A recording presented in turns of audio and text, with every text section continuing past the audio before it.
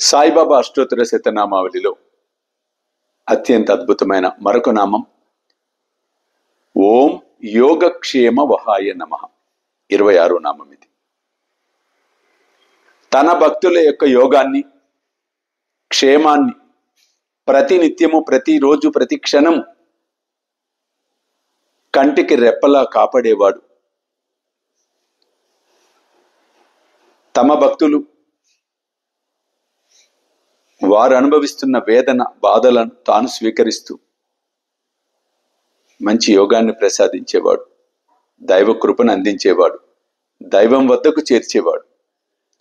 ఈ నామం ప్రతిరోజు 108 సార్లు చేయండి, 21 రోజులు చేయండి.